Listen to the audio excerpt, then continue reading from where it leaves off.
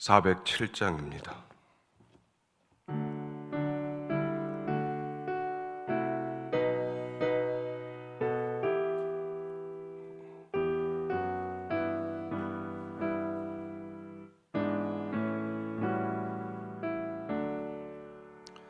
구주와 함께 나 죽었으니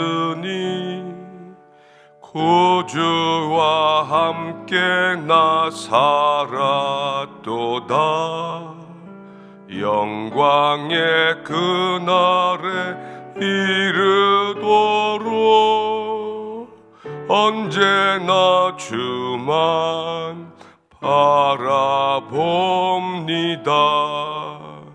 언제나 주는 날 사랑하사 언제나 새 생명 주시나니 영광의 그날에 이르도록 언제나 주만 바라봅니다. 맘속에 시험을 받을 때와 무거운 근심이 있을 때에 주께서 그때도 같이 하사 언제나 나를 도와주시네. 언제나 주는 날 사랑하사 언제나 새 생명 주시나니 영광의 그날에 이르도록 언제나 주만 바라봅니다. 뼈 아픈 눈물을 흘릴 때와 쓰라린 마음으로 탄식할 때 주께서 그때도 같이 하사 언제나 나를 생각하시네. 언제나 주는 날 사랑하사 언제나 새 생명 주시나니 영광의 그날에 이르도록 언제나 주만 바라봅니다. 내 몸의 약함을 아시는 주 못 고칠 질병이 아주 없네. 괴로운 날이나 기쁜 때나 언제나 나와 함께 계시네. 언제나 주는 날 사랑하사 언제나 새 생명 주시나니 영광의 그날에 이르도록 언제나 주만 바라봅니다.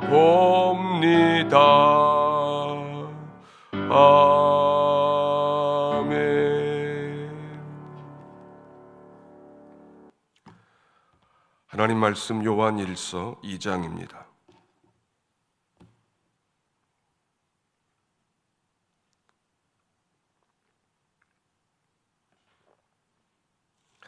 (1절부터) 11절까지입니다.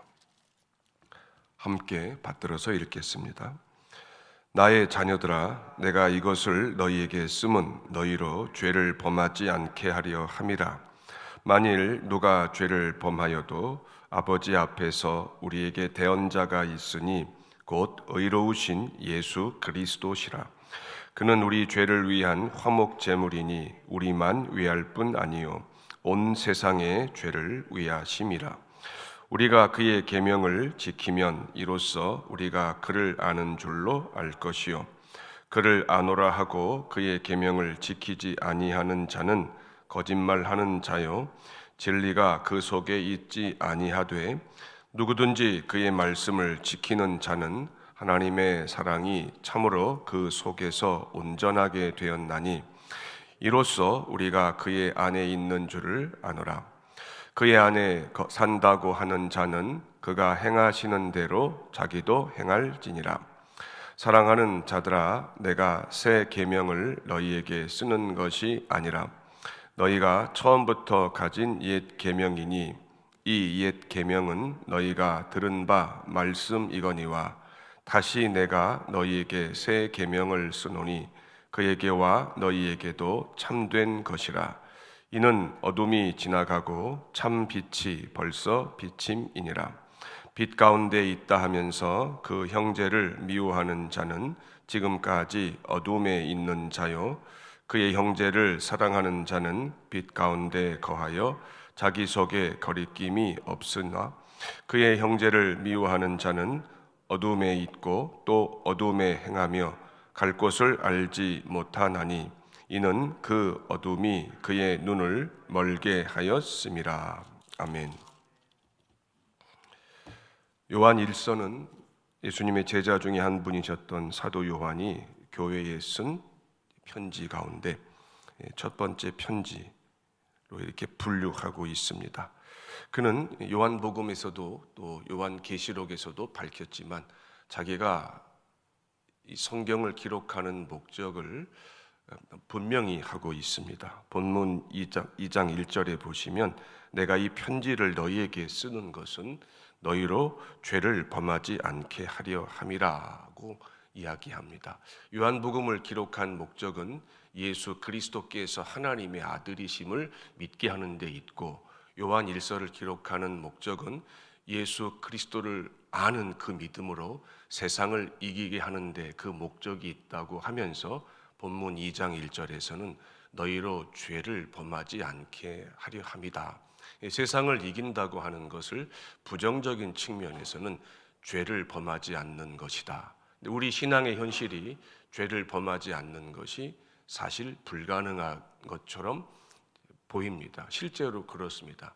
그렇다면 이 본문이 의미하는 것은 무엇일까요? 죄를 범하지 않는다고 하는 것은 너희가 죄를 범할 수밖에 없지만 쉽게 범하지 못하게 하는 데 있다. 그리고 너희가 어느 순간부터는 죄를 짓는 것이 너희에게 이루 말할 수 없는 영혼과 육신의 고통으로 이제 경험되게 할 것이다. 이런 의미까지 이제 포괄하고 있습니다. 그러면 구체적으로 무슨 죄를 범하지 않게 하는데 그 목적이 있느냐라고 했을 때 요한 1서의 배경을 우리가 알면은 사도가 이 말을 하는 그 의도를 우리가 이해할 수가 있습니다. 요한 1서를 쓸 당시에 이 편지의 첫 번째 수신자들이 처했던 영적인 환경 가운데 가장 위험했던 것은 교회가, 성도들이 거짓 교사들의 가르침에 노출되어 있었다는 사실입니다.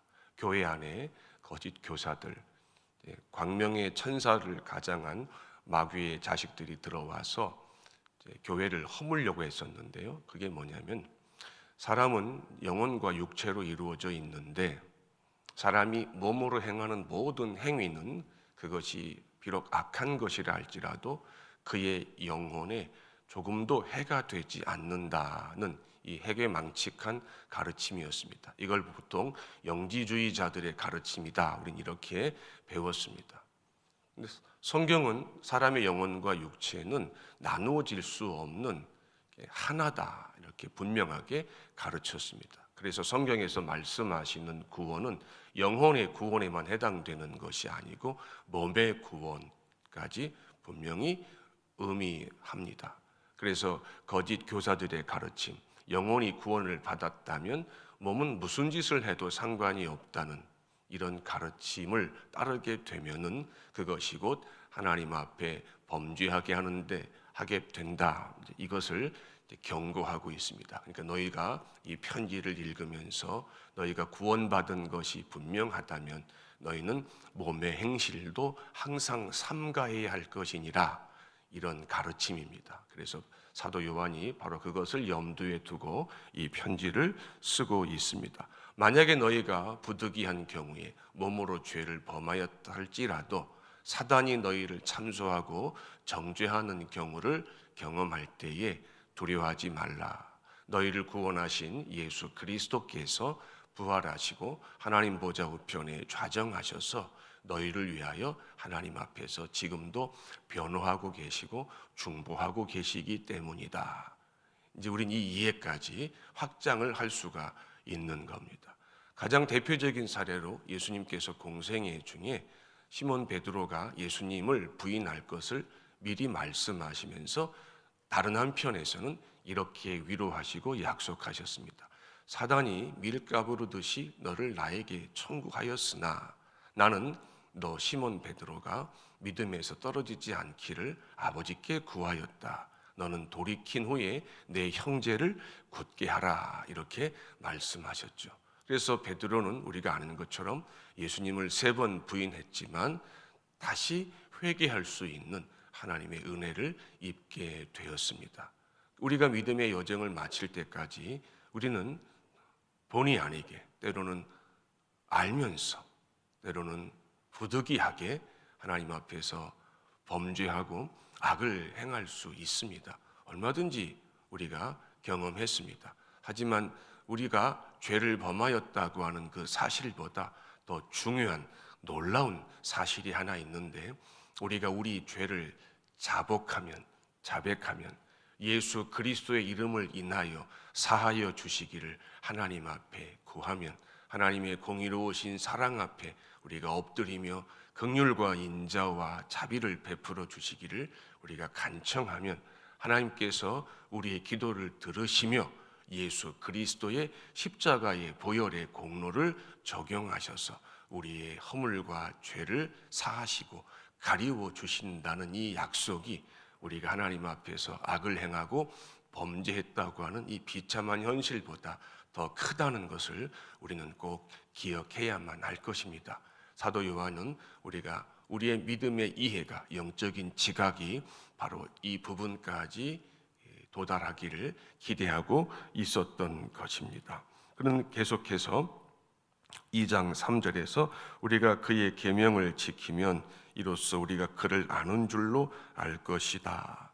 우리가 그를 안다고 하면서 그의 계명을 지키지 않는다면 거짓말하는 자다, 모르는데 안다고 말하는 것이다, 이런 이야기입니다. 성경에서 안다라고 하는 이 단어는 이제 남녀간에, 특별히 이제 남편과 아내가 서로 사랑할 때 이제 적용하는 아주 중요한 단어인데요. 이 안다고 하는 것을 하나님께서 나를 아신다, 내가 하나님을 안다라고 하는 이 관계 속에 적용을 합니다. 하나님이 나를 아신다라고 하는 말은 하나님이 나를 사랑하신다, 예수 그리스도 안에서 나를 사랑하신다, 성령 안에서 나를 사랑하신다는 겁니다. 하나님은 예수 그리스도 밖에서는 나를 사랑하시지 않습니다. 내가 하나님의 사랑을 받고 있다면, 받을 수 있다면 그것은 하나님께서 나를 예수 그리스도 안에 두셨다는 증거입니다. 자, 그런 하나님께서 나에게 당연히 요구하십니다. 나도, 우리도 하나님을 알아야 된다 말씀하시죠. 하나님을 안다고 하는 것은 지식적으로 아는 것을 의미하는 것이 아닙니다. 그것은 한 부분입니다. 성경이 가르쳐 주시는 대로 하나님이 누구이시며 어떤 분이신지를 우리는 성령의 깨닫게 하심을 통해서 평생 배워야 합니다. 이것은 분명한 사실입니다. 하지만 그 배움의 목적이 무엇이냐라고 했을 때 하나님을 사랑하는 데 있다는 것이죠. 그래서 나도 하나님을 압니다라고 말할 때는 저도 하나님을 사랑합니다, 이런 고백입니다. 그러면 하나님께서 우리에게 또 물으시죠. 그래, 내가 나를 사랑하는 줄 내가 무엇으로 알겠느냐라고 이제 물어보신다면 우리는 그때 요한의 가르침에 근거해서 이렇게 대답하는 겁니다. 예, 우리가 하나님의 말씀을, 제가 주님의 계명을 지키려고 하지 않습니까? 이렇게 대답하는 겁니다. 그래서 아는 것과 사랑하는 것과 그의 말씀 계명을 지키는 것이 표현은 분명히 다른 것처럼 보이지만 하나라고 하는 것을 우리는 사도 요한의 가르침을 통해서 또 배울 수가 있습니다. 하나님께서는 우리를 하나님의 자녀로 거듭나게 하실 때 우리가 경험했듯이 우리에게 믿음을 주시죠. 그 믿음이 어떤 믿음이냐면 예수님을 영접하는 믿음입니다. 예수님을 영접한다고 하는 것은 좀 더 구체적으로 말씀드리면 예수 그리스도는 나의 주, 나의 하나님이시며 나의 유일한 영원한 구원자, 나와 하나님 사이에 유일무이한 중보자, 대언자이십니다. 이런 고백을 하게 하십니다. 누가? 성령께서. 어떻게? 믿음을 주심으로. 그리고 하나님은 우리에게 믿음만 주시는 것이 아니고 믿음을 주실 때 하나님을 사랑하고 싶은 마음은, 하나님의 말씀을 지키고 싶은 소원, 하나님을 인격적으로 알고 싶은 거룩한 욕구도 함께 주십니다. 이걸 경험한 적이 없다면 그는 거듭났다고 말할 수 없습니다. 성경에 의하면 성령으로 거듭나서 하나님께서 주신 믿음을 받게 된 자는 반드시 하나님을 사랑하고 싶은 소원과 욕구가 그 안에서 처음으로 일어나기 시작합니다. 이것이 내가 만들어내는 것이 아닙니다. 나의 의지나 각오, 결단에 의해서 내 안에서 내가 만들어내는 것, 생산해내는 것이 아닙니다. 하나님에게로부터 내게 주어지는 겁니다. 그는 외부로부터 내게 주어져서 내가 경험하게 되고 내가 갖게 되는 겁니다. 요한은 이것을 경험했고 또 이것을 경험한 우리에게 다시 한번 일깨워 줍니다. 너희가 죄를 짓지 않는 것에 만족하지 말고 하나님을 사랑함으로 하나님을 알고자 하는 거룩한 소원, 충동에 사로잡혀서 그의 말씀을 지키는 데까지, 그의 계명에 순종하는 데까지, 다른 말로 선을 행하는 데까지 너희가 나아가자. 나도 나아가고 있으니 너희도 나아가고 우리도 함께 나아가자. 이렇게 권면하고 또 엄히 당부하고 있습니다. 하나님은 우리에게 소원만 주시는 분이 아니시고 우리가 그 소원을 성취할 수 있게 이룰 수 있는 힘과 능력을 주십니다. 이것을 일찍이 경험했던 바울 사도가 이렇게 고백했습니다. 내게 능력 주시는 자 안에서 내가 모든 것을 할 수 있다고 고백했습니다. 그의 고백의 가장 첫 번째 의미는 하나님께서 나에게 힘과 능력을 주심으로 하나님을 사랑하는 자가 되게 하셨다, 이런 뜻입니다. 내 인간적인 세상적인 소원을 이루는데 도와주셨다. 네, 이 말도 전혀 틀린 말은 아닙니다. 하지만 이 고백은 맨 처음에 와서는 안 됩니다. 내가 성령으로 거듭나서 예수 그리스도와 한 몸을 이루고 예수 그리스도 안에 거하게 될 때에 하나님은 성령을 통해서 나에게 소원도 주시는데 소원만 주시는 것이 아니고 그 소원을 행할 수 있는 힘과 능력을 주신다. 그 힘과 능력을 사용하여서 내 안에 거룩한 소원이 이루어진다. 그 거룩한 소원은 무엇이냐? 하나님을 내가 원하는 만큼 사랑하는 것이다. 내가 사모하는 만큼 하나님의 말씀을 지키는 것이다. 이런 의미입니다. 그런데 여기까지만 얘기하면 하나님은 하나님의 자녀에게 매일 아침마다 날마다 소원도 주시고 능력도 주시고 이렇게 하시는구나. 그건 또 아닙니다. 하나님은 구하는 자에게 힘과 능력을 주십니다. 구하는 자에게 소원을 주십니다. 왜 그럴까요? 하나님과 우리 사이는 기계적인 관계가 아니고 인격적인 사귐의 관계이며 하나됨의 관계이며 연합의 관계이기 때문입니다. 그래서 야고보 감독이 이렇게 우리에게 또 경고했습니다. 너희가 얻지 못함은 구하지 않음이 아니냐, 이렇게 말씀하셨던 겁니다. 그러면 너희가 구할 때 그 동기와 목적이 무엇이며 어디에 있었는지를 하나님 앞에서 항상 살피며 세심하게 점검해야 된다, 이런 의미까지 거기 내포되어 있는 것이죠. 그는 사도 요한이 우리가 읽은 이 본문에서 우리에게 경고하고 우리에게 당부하고 권면하는 것은 너희 몸도 구원을 받았으니 몸으로 행한 범죄 행위가 너희 영혼과 너희의 구원에 치명적 영향을 줄 수 있고, 아니 준다고 하는 사실을 늘 유념하면서 거짓 가르침에 속지 말라, 이렇게 말씀하시고, 너희가 죄를 짓지 않았다는 사실에 만족하거나 안주하지 말고 너희가 날마다 하나님을 알아감에 있어서 어제보다 좀 더 오늘은 많이, 오늘보다 내일은 좀 더 많이 깊이 알아가기 위해서 힘쓰고 또 하나님 앞에서 구하고 찾고 두드리라, 이런 의미입니다. 그러면서 우리가 읽은 본문 제일 마지막에 보면은 내가 너희에게 이제 새 계명을 주고자 하는데, 이 새 계명은 처음 준 계명이 아니고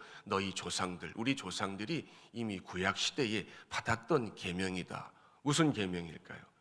레위기 19장 18절에서 내 이웃을 내 몸처럼 사랑하라, 이 계명입니다. 하지만 이 계명 앞에는 어떤 계명이 언제나 먼저 왔습니까? 하나님을 먼저 사랑하라. 마음과 성품과 힘과 뜻을 다하고 마침내 생명을 다해서 하나님을 사랑하라. 이 계명을 전제로 이웃을 내 몸처럼 사랑하라고 말씀하시는 거죠. 자, 그러면서 말씀하시기를 이것은 새 계명이다. 이게 무슨 말이냐? 옛 계명이라고 말씀하시면서 또 새 계명이라고 또 말씀하신 이유는 뭐냐? 이것은 신약 시대를 사는 성도들의 그 신분의 특권을 이해하면은 이 말씀의 의미를 우리가 구체적으로 깨닫고 적용할 수가 있습니다. 바울 사도가 교회에 편지를 쓸 때 뭐라고 말씀하셨습니까? 누구든지 그리스도 예수 안에 있으면 새로운 피조물이다. 이전 것은 지나갔으니 새 것이 되었도다 하고 말씀하셨어요. 새로운 피조물이 지키는 계명이기 때문에 새 계명입니다. 또 이웃을 내 몸처럼 사랑하고자 하는 그 신앙의 행위가 내 힘과 능력으로는 영원히 불가능하다는 것을 절감하고 성령께 구하여 하나님의 능력과 힘으로 그 계명, 그 말씀을 지키고자 할 때에 비로소 그것이 나에게 새로운 계명으로 예수 그리스도 안에 있는 자에게 주시는 능력과 힘에 의해서 지킬 수 있는 계명으로 이제 우리가 경험할 수가 있는 거죠. 그는 사도 요한이 오늘 짧은 본문에서 우리에게 말씀하고 싶은 것은 결국 제일 마지막에 해당되는 교훈을 통해서 우리가 정리할 수 있습니다. 나중에도 나오지만 너희가 형제를 사랑할 때 행함과 진실함으로 행위와 몸의 수고가 이제 수반되는 신앙 행위를 통해서 사랑해야 된다. 그리고 그것이 곧 하나님을 사랑하는 것이며 그것은 너희 힘과 능력으로는 불가능한 것이다. 하나님께 그 힘과 능력을 매일 구해야 할 것이니라. 바로 이 믿음이 세상을, 현실을 이겨내는 믿음인데, 바울 사도는 이 사랑으로 역사하는 믿음을 고린도전서 13장에서 아주 실감나게 표현했습니다. 사랑은 모든 것을 참고 모든 것을 믿고 모든 것을 바라고 모든 것을 견디느니라 라고 말씀합니다. 그런데 이것은 우리 힘과 능력으로는 불가능한 거죠. 이것은 성령께서 주시는 하나님의 능력에 의해서만 가능합니다. 이 사랑만이 이 세상, 자기밖에 사랑할 줄 모르는 이 세상을 이길 수 있는 유일한 하나님의 능력이 된다고 우리 믿음의 조상들이 오늘도 우리에게 반복해서 가르쳐 주고 있습니다. 이것이 우리가 이 아침에 들어야 되는 성령의 세미한 음성인 줄 믿습니다. 오늘 우리는 하나님을 사랑하고 우리가 사랑해야 될 이웃을 사랑하기 위해서 하나님 앞에 힘과 능력과 거룩한 소원을 구하기 위해서 모인 줄 압니다. 이제 하나님 앞에 우리가 이 거룩한 요구를 말씀드릴 때 하나님은 들으시고 응답하실 줄 믿습니다. 기도하겠습니다.